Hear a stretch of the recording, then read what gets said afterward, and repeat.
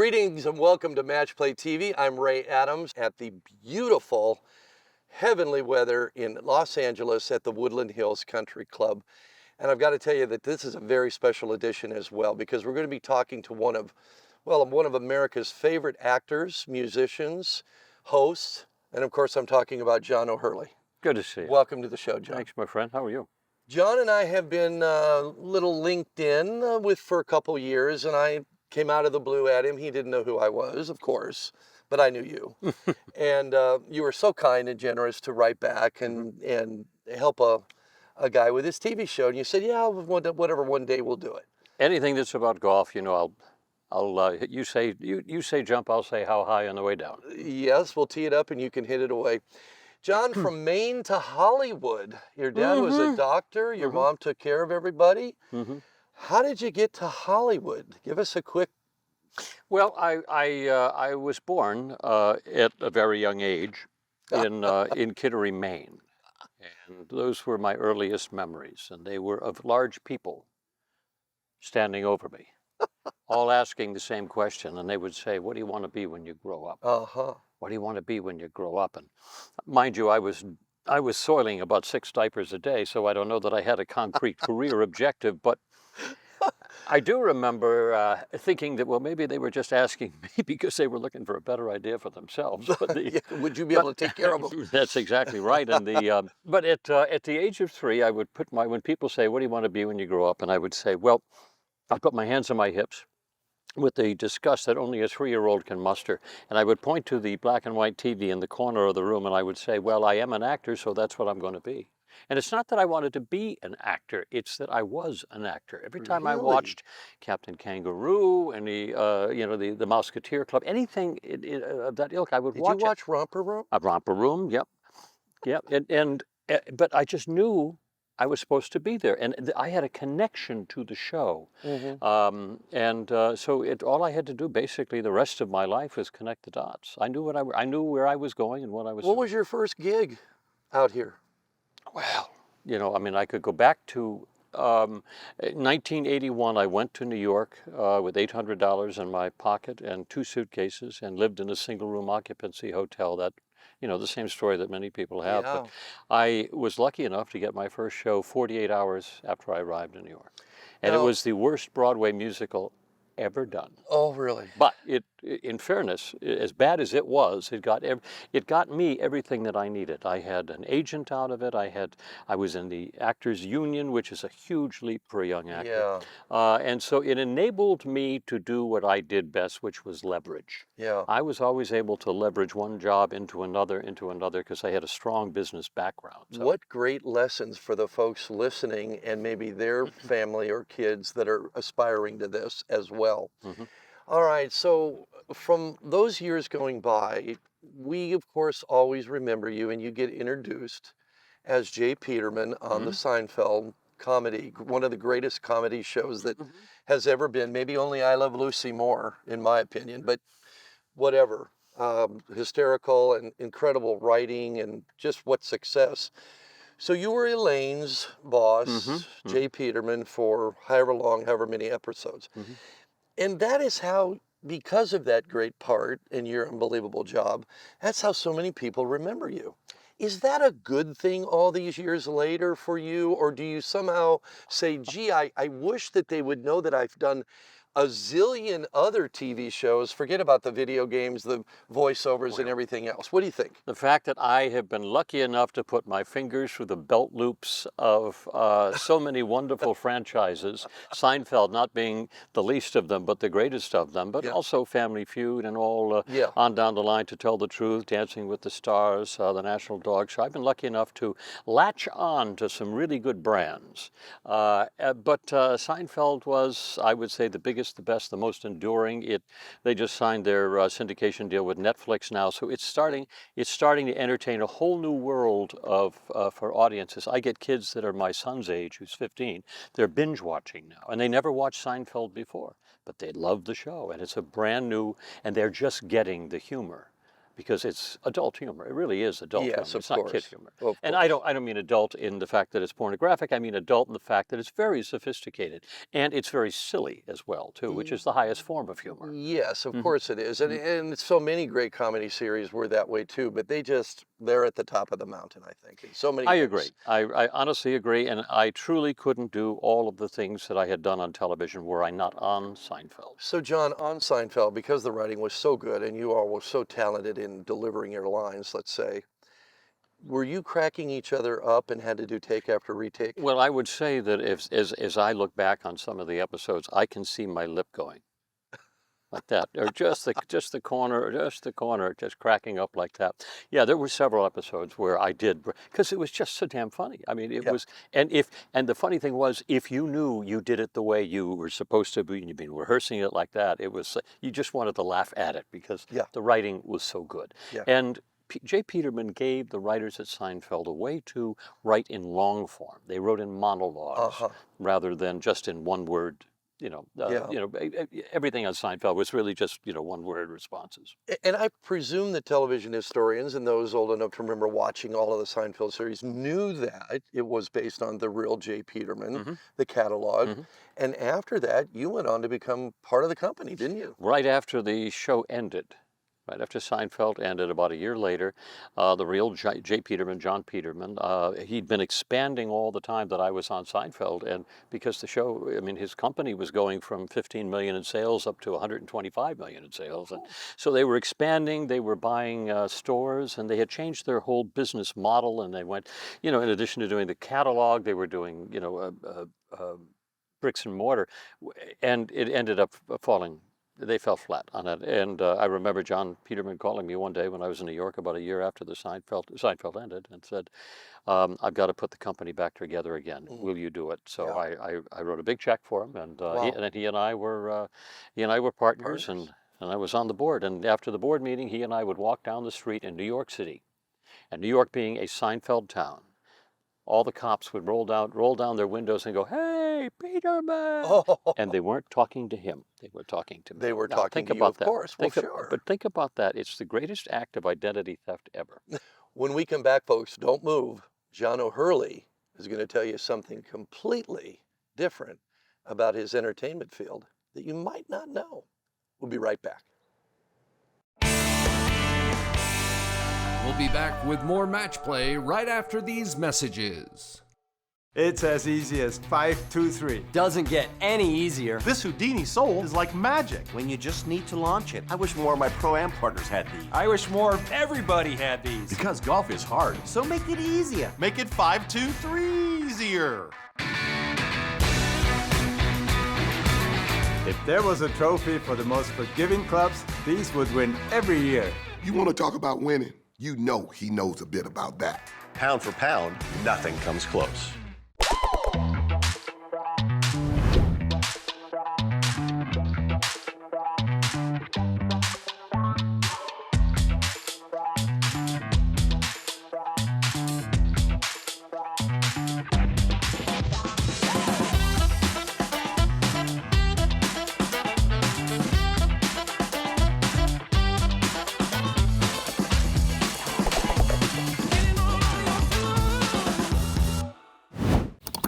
We're like any normal family. We just get shorter wait times because we buy and book online at discounttire.com. So easy. Which gives us more time for things like...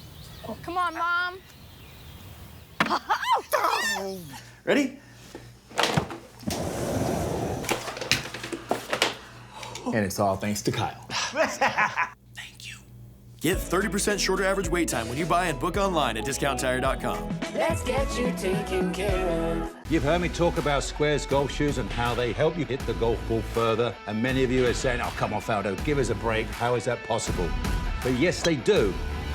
And it's proven with science. What we noticed with the Square shoes was the shoe keeps the pressure in a more stable fashion towards the inside of the trail heel, allowing pressure to get to the lead side, generating much more club head speed and distance gain. Visit squares.com. Change your shoes, change your game. Squares, the distance golf shoe. And now back to match play with your host, Ray Adams. Welcome back, folks, to Match Play TV. Ray Adams here with you. And of course, joining me for this second segment, John O Hurley. We continue our conversation. John, your acting, your comedy, your television hosting, what a wonderful career. But I have a feeling that there's something else about you. You're very classically trained. You've written music. You've recorded. You have a beautiful voice. I think you did something very special for your wife in writing a song for her years ago. And John, tell us, the folks might not know that you are a classically trained, wonderful musician. I allow my imagination to steer my life. So if you just think that I'm a boat with a keel in the water and it's being led by God and by my imagination, and I believe so strongly in the imagination and not the rational mind. Rational mind will always lie to you.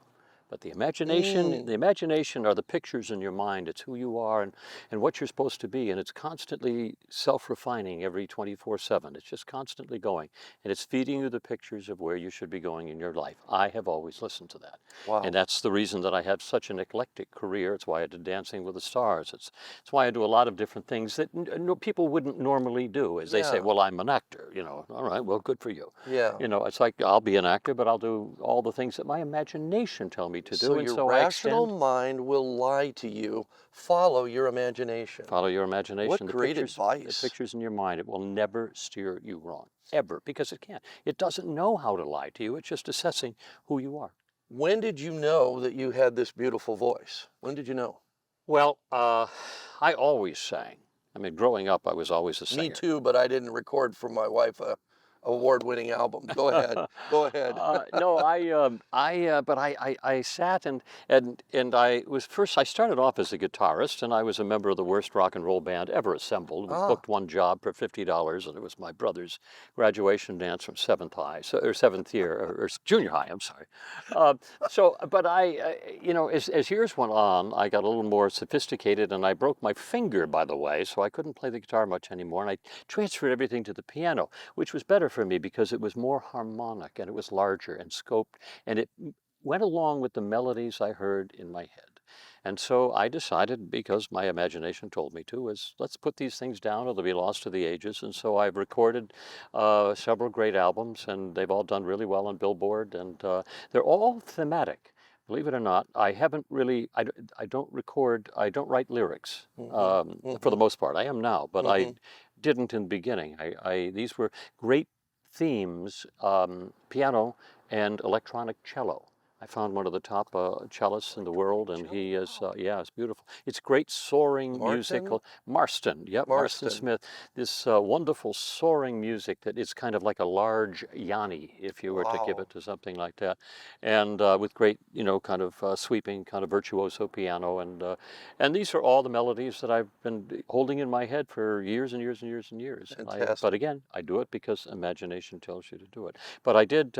I wrote my wife when she had a very significant birthday at one time, and I instead of buying her an expensive piece of jewelry, I tried to do something that nobody else could do. I wrote her a song. Yeah. And the song was called "The Greatest Love the World Has Known." And it's a beautiful, beautiful ballad about what would happen if, in that one instance, I had turned my head this way and you looked the other way. We would never have met. And it's a song about capturing the moment. Yeah. And if not for that, we would have missed the greatest love the world has ever known. And we're going to talk to your wonderful wife, Lisa, in just a moment, because you two met at a golf event. We'll talk about that with Lisa, but I want to keep going a little bit. Would you take 37 seconds and clear up Season 1, Dancing with the Stars, who really won? Because I think the public finally voted you in after you got second place by the judges. Is that about right? It's an interesting, there was a lot of controversy in the voting the first year because they really didn't, this was a show that was kind of put together from a British show called Strictly Come Dancing, and they did their best trying to put the voting together and trying to grab the internet and make it all work, and it was a mess by the end. They knew knew that they had made a mistake, and she fell 3 times during the last dance, and they had to give her straight 10s because she'd already won the audience vote. Oy. So it's like, finally there was enough of a revolt on ABC where they had to redo the episode, and I did end up winning that. Thanksgiving Day tradition. You're coming into your 21st year with the Purina National Dog Show.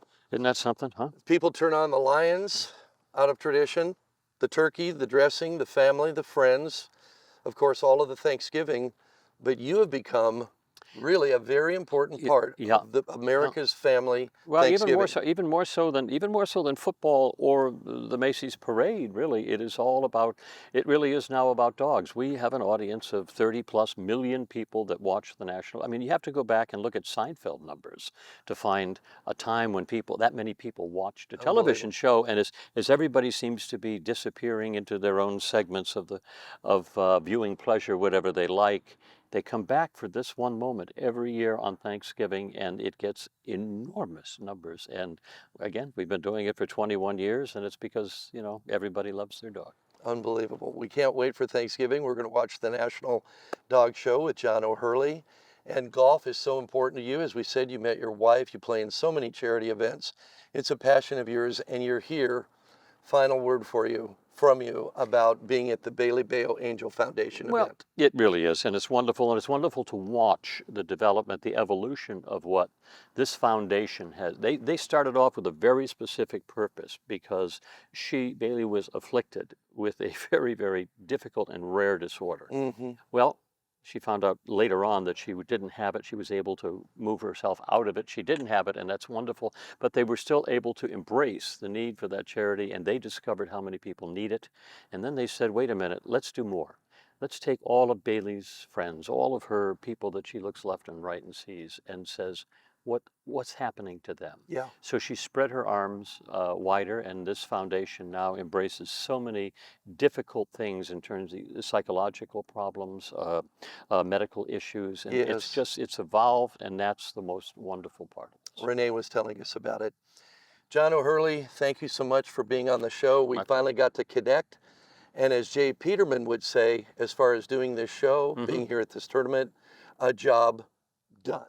A job done. And remember that if double bogey were a fabric, I would be draped in it. Stay tuned, folks. We'll be right back with the better part of this guy and his entire life. We'll be right back. We'll be back with more match play right after these messages. Introducing the newest addition to Zero Friction's Performance Arsenal. The Zero Friction Laser Pro Pistol Grip Rangefinder. The Laser Pro comes with a stable, pistol-shaped comfort grip that is lightweight with an easy-to-read scope.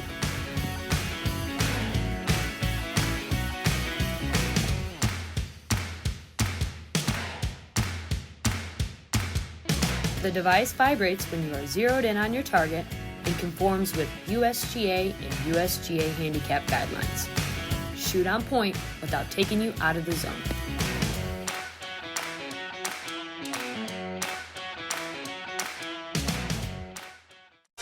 Golf only exists because it's fun. What is special about golf is the relationships. Being out there with your family, your friends, so many different chances and opportunities are presented from the game of golf. Is brilliant. It's always first-class experiences. Courses that they run, they want it to be as good as possible, and it makes a big difference for the experience. Why wouldn't you select Troon? You're selecting the best of the best. You know the quality you're getting, you know the experience you're getting. There's nobody better. How many shots do you throw away from the sand, the rough, or even the fairway? What if there was a way you could own a great short game instantly? Introducing the all-new Alien Roswell Sand Wedge. The Alien Roswell's advanced design sole with the exclusive gravity rail system makes it nearly impossible for you to chunk it. I practiced thousands and thousands of hours with my traditional sand wedge, but you don't have to with the Alien Roswell. Now you can try the instant, automatic answer to solving your short game by going to aliengolf.com. What's the one thing we always bring with us inside the golf cart? Our cell phones. Introducing the Phone Caddy from Desert Fox Golf. What makes the Phone Caddy so awesome is its sliding wings and adjustable faceplate. This allows for a perfect fit for any size phone, and you can slide your phone in and out no problem. Stuck in a cart with no GPS? There's an app for that, right inside your Phone Caddy. Keep your phone safe and at your fingertips. Get yours today at desertfoxgolf.com. And now back to Match Play with your host, Ray Adams. Welcome back to the show, folks. Continuing the Bailey Bayo Angel Foundation Golf Tournament here with Scott Bayo and friends. What a Herculean event it is to put an event like this together, but for such an unbelievably important cause, and now expanded to help children with any needs at all, not just the metabolic disorder. So I have a very special guest, and I mentioned before we went to break that she is the better part of one of our favorite actors, John O Hurley. And of course, I'm talking about Lisa O Hurley right here. Ray, a pleasure. Pleasure to be here. Thank you for joining us on Match Play TV. Lisa, you are Texan? Of course. But then you went to high school and you got the Phoenix connection there at Xavier. Tell me how you got from Texas to Phoenix. I'm a bit of a mutt. You know, I grew up in country clubs.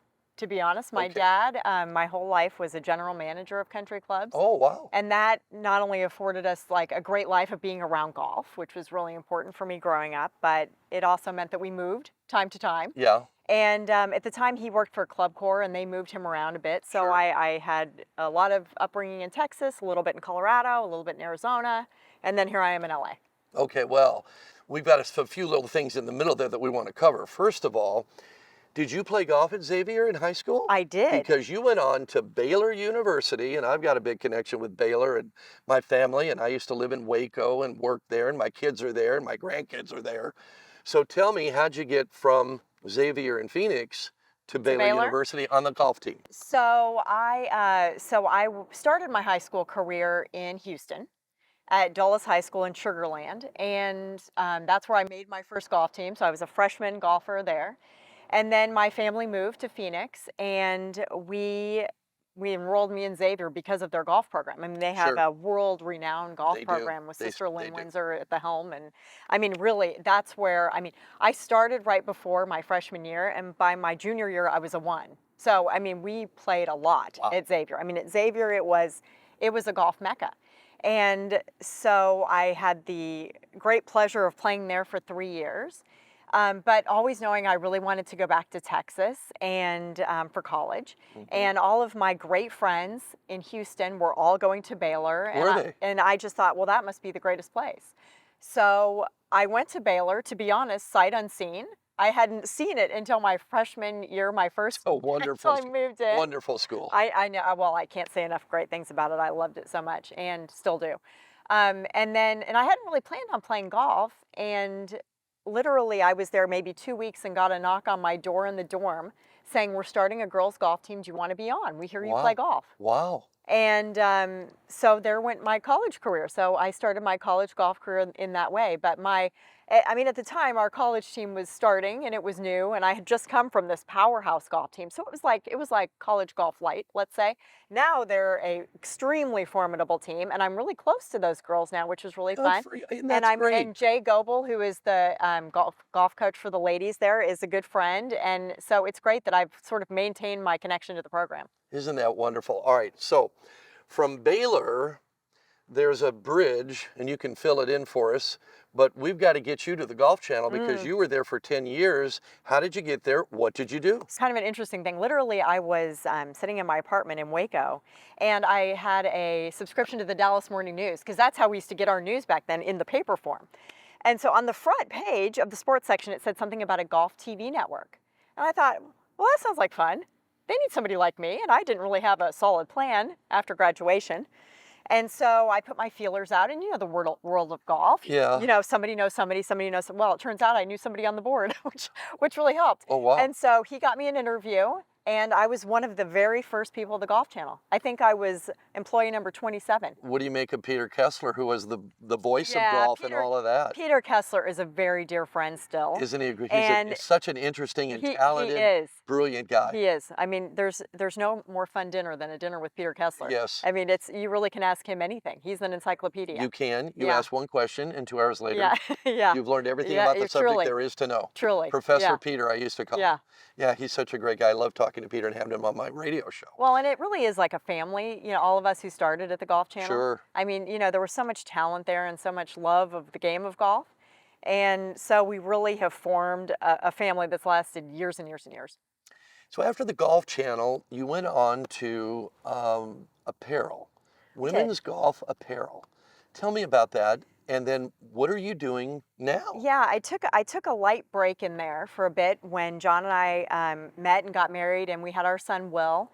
And I wanted to be home for a while with Will, and so I left the Golf Channel for a few years. But then when he went into kindergarten, I was sort of antsy to get back into the golf business, back amongst friends.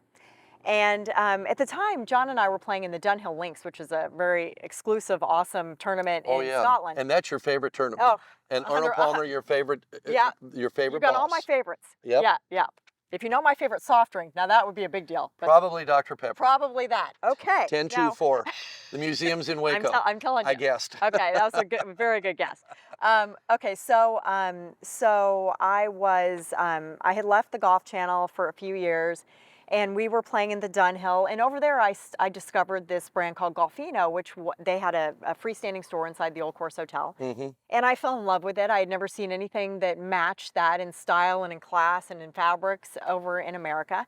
And I went to Germany to meet with those people, and I started their business in Los Angeles, So you or in became America. the USA I did. distribution point for, wow. So to speak. I actually worked for the company, but I sort of ran that business in America for 7 years. Mm-hmm. And then at the beginning of COVID, there were some unfortunate things. They had a lot of freestanding stores that had to close, and nonetheless, it was a great brand that wasn't going to survive in America. They ended up selling it over in England, long story. But so I had all these great customers, and I had a wonderful sales team, and and I was loving the life we were living. What did you do? So I created my own thing, which is sort of scary, but especially in the middle of COVID. But I had a great designer who had been at GOLFINO. I had lovely customers here, which is the country clubs of America. I had a sales team. I knew the fabric lots. I knew the production facilities. So I kind of put it all together and got some investors. And now I've started LOHLA Sport.